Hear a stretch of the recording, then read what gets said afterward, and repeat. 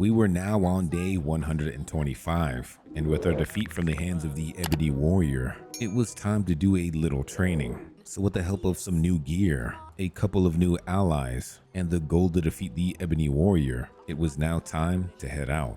We definitely needed to gain a few levels, some new gear, and some more powerful spells if we were going to last even 5 seconds with the Ebony Warrior. So we set off on the path from Riverwood, crossed the bridge in Whiterun, all in the hopes of refining our skill and gaining a bit more experience. And just fighting wolves weren't going to suffice. We needed more powerful foes. So the first place we stumbled upon was a Stone of Power, but it was guarded by some fiendish enemies. This shouldn't be too bad, right? So we made our way through the side entrance, greeted by some skeletons. A little fire took them out quickly. At the top, we were confronted by the sorcerer, who warned us, but we don't take warnings lightly. We quickly gave him one slice, and he fell. We took out his dog as well. These were not the enemies we were looking for, not strong enough. It seems that he had a partner though down below. Maybe she would be more formidable. So we doused her with some flames, and she went down pretty quick.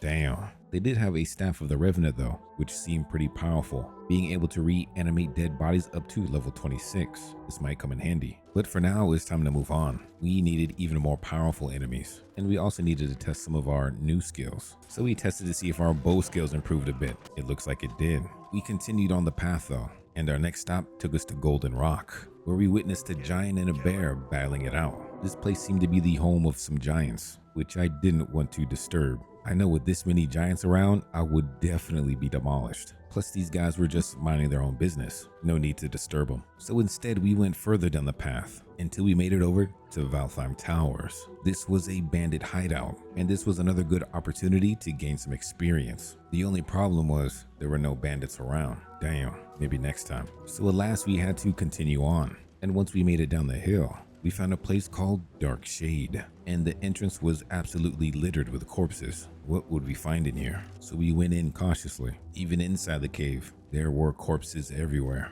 And even though we heard faint growls, there were no creatures to be found. Damn, it was time to leave the cave. So we still continued down the path, eventually crossing a bridge and running into even more Dragon Priest cultists. Last time these guys kind of took me out quickly, but this time they weren't any hassle. A couple of quick slashes easily took them out, but they still weren't the challenge that we were looking for. We then ran into a fort called Armel, where there were people raring to fight, and I was looking forward to it. Unfortunately, we took out these mages pretty quickly, so we decided to move on once again. We stumbled upon another cave with even more corpses littered around the entrance. Was this some kind of warning? Only one way to find out. It wasn't a warning. This was a cave I've been to before, which I forgot about. So it was time to head back out. We ended up making it to a town called Darkwater Crossing, where we kind of chilled for a bit to listen to the stories of these townsfolk. Damn, they even got the kids working here. But that's when we noticed a dragon in the distance. It was our time to shine. So we hopped back on the horse and we rode into the direction of the dragon. It was go time. The dragon landed, and thankfully it was only a level 30. This one should be pretty easy to take down. So we launched those fireballs at him, while Ayla was shooting her shot with the bow. I like that. We just needed him to land so we can go to Pound Town. The dragon finally landed. That's when I came in swinging. We were swinging our blade, doing only a little bit of damage, unfortunately. Damn, this battle might take longer than I thought. We eventually got it to a point though, where he was low enough to where we finally took him down. Yeah, you like that, don't you? If a level 30 dragon took this long to take out, I can only imagine Alduiner. We absorbed his dragon soul. Then it was time to take down some bandits. Also, we could rest for the night. So we took down the last of them, and they actually ended up being vampires, my bad. We then used those bandits' makeshift camp to rest for the night. When it gets dark in Lorerim, it gets dark in Lorerim. So we had some breakfast, another dose of that cabbage stew, and now it was time to head off again. There was another dragon in the area, but I wasn't down for this one. Not yet. So instead we rode to safety, and we were really running low on food. It was time to head back to Riverwood. So we rode on back and went to the inn, where we bought some delicious grub, and then got prompted by Delphine to sleep in the attic room. Now we're talking. So we slept in the attic room while Delphine was watching me sleep. What the hell? So we followed her to her secret underground laboratory, which was honestly kind of cozy, and then we got down to business. So she told me about a dragon we needed to go kill in order to prove myself. That's when Ayala confronted me, basically telling Delphine off. I agree. So Delphine got into her steel armor, and it was time to head out. We had a dragon to slay, so we headed over to the town in question, and there was a big dragon there. But I don't think this was the dragon we were supposed to fight. What the? We had to take him out anyway. Damn. With the help of a wolf, the townspeople, and a friendly giant, this dragon was sucked up. Even the kids lended a helping hand. Appreciate that. But we had another dragon to slay, and it was right around the corner. We were warned by a townsperson, and it looked like the guards had already been slaughtered. Damn. So we made our way up to the top of the hill to go and find this dragon. And that's when the storm really turned itself on. Aldewiener was here, and he was resurrecting his brethren. Uh-oh, this is not good. We couldn't let this man resurrect. He was, however, a level 50. So we potentially had a chance, especially with all these allies helping us. So we went in from the back, hitting it the best we could, trying to avoid his aerial assaults. And when he landed, we went in. This guy wasn't too bad. His dragon breath didn't seem to just burn us to a crisp. And Delphine was actually helping out quite a bit too. I was impressed. He did, however, hit us with that dragon wing, and we got rocked. Damn, I needed some health real quick.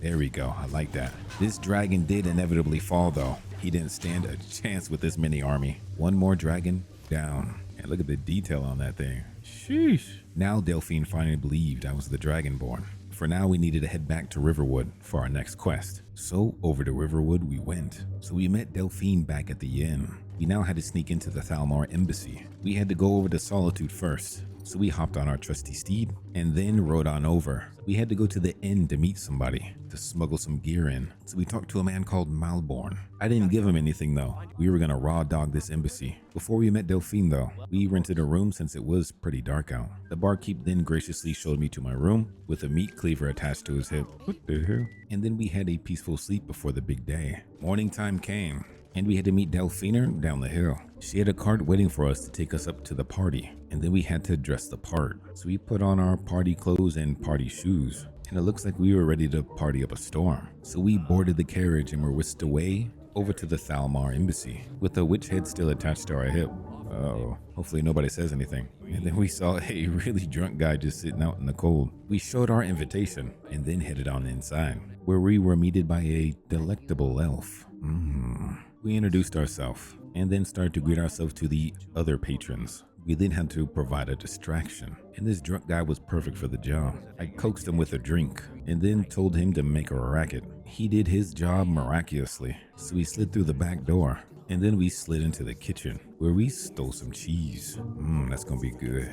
It was now time to cause a ruckus, so we went in and drained some Thalmor.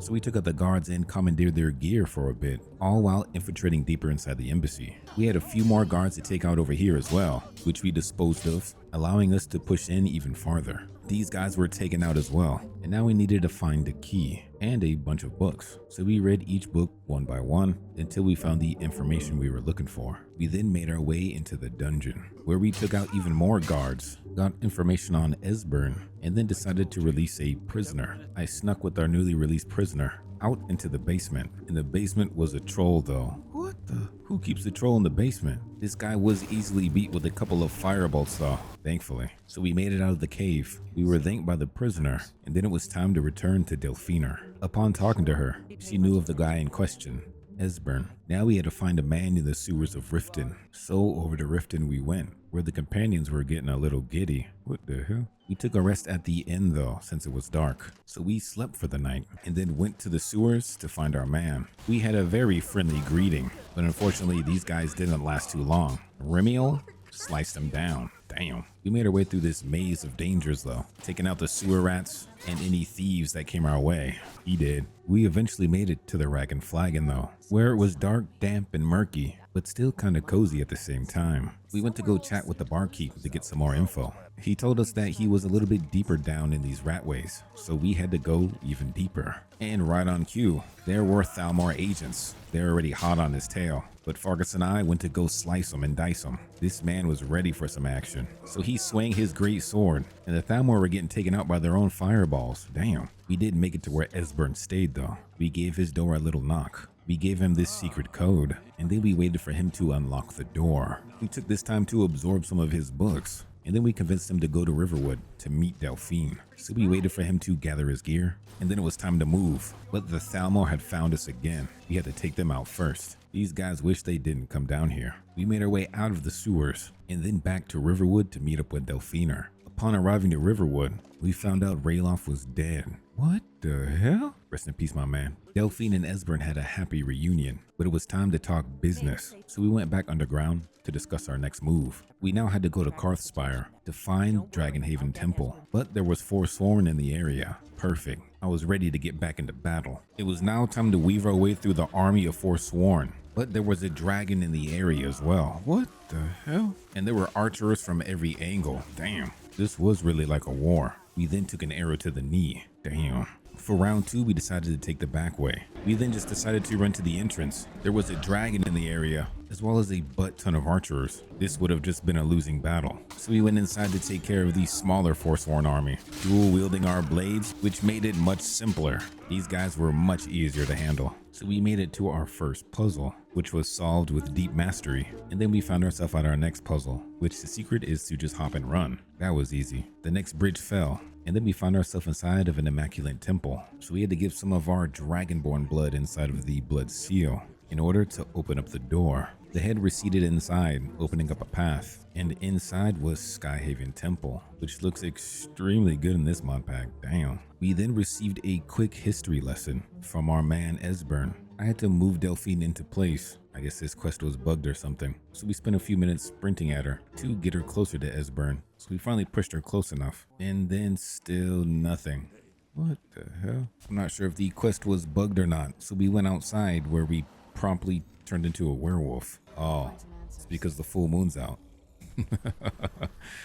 Alright, so we basically just ran through the night. The plan was to complete a quest or two and go back to Skyhaven Temple to see if the bug worked itself out. So after slaughtering a few people and feeding on a few of the bodies, we finally transformed back to our original state. So this time we went to Morthal in search of a powerful artifact that could potentially help us on our journey. This quest was the House of Horrors, and upon entering this house, we were greeted by an apparition. We were helping this Vigilant of Stindar, and we were tasked to figure out what was happening in this house. This house was littered with ghosts. We were confronted by the Daedra in question, and the Vigilant tried to run for his life. Where you going, bro? This man was scared. The Vigilant then turned on me, but my team didn't give him a chance. He was quickly surrounded and taken out. That's what he gets for turning on me. We then followed the voice of this Daedra, telling us to go even further inside the house. And then we found a rusty mace. And once we tried to grab it, we were told to go retrieve somebody who did Molag dirty. So off we went once again.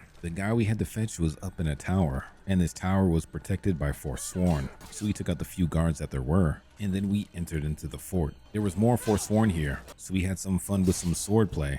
And then we made it to our way back outside, but on the second floor. More Forsworn were slain, and then we finally made it into the tower, where our man was being kept prisoner. We took care of the Briarheart, picked up the key from his body, and then released Logrof. We bribed him to come with us, and now it was time to go back to the house of the Daedra. The man kept his word and returned to the house as well. Little did he know this was a trap. He was imprisoned by Molag. Molag entrusted his mace to me, and he tasked me with beating this man down. So I did as he asked. We beat this man until he conceded.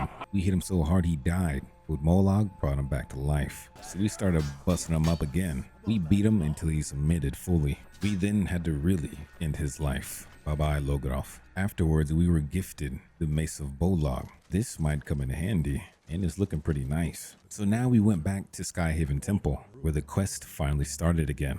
Whew. I didn't think we'd be able to complete this playthrough. I was relieved. So now we got our history lesson. So we listened patiently, but we learned of a shout that may take down Alduiner. We now needed to go to the Throat of the World and go speak to the Greybeards. So we traveled back to the Greybeards for a little reunion. Ongear wasn't too happy I was working with the blades, but he helped me anyway. We just had to learn a new shout to clear the way. The Greybeards taught us 3 different words, and then we sucked up the knowledge again. It was now time to use our new power to clear the path. It worked perfectly, but we still had to make it to the top in order to learn the way to defeat Alduiner. So we marched our way up the mountain, clearing the storm as it came up, melting down these ice wraiths until we finally made it to the top. Party Snacks came down to say hi, and he taught us another handy shout, Fire Breath. We then had to breathe on him, and he quite liked it. We came to ask him to teach us the Dragonborn shout. He couldn't teach us the shout, but he pointed us in the right direction. We now needed to find an Elder Scroll, so we went back to the Greybeards to see if they knew any knowledge. He told us that the College of Winterhold may have the answer we seek, so back over to Winterhold we went. This time not to suck up the books. We had a chat with the Master of Books. He was able to point us in the right direction by giving us a few books to read. We now had to find a guy called Septimus Cygnus, an old hermit crab who had secluded himself away. We found him on the coast though, which he had some kind of guardian or something, but this man's wasn't strong enough, so we were able to go inside. This man told us where we could potentially find the Elder Scroll. We had to go to a place called Blackreach, which we could find through Dwemer Ruins, so it was time to depart once again. We now had to travel to the Dwemer Ruin, where the hunt for the Elder Scroll would begin.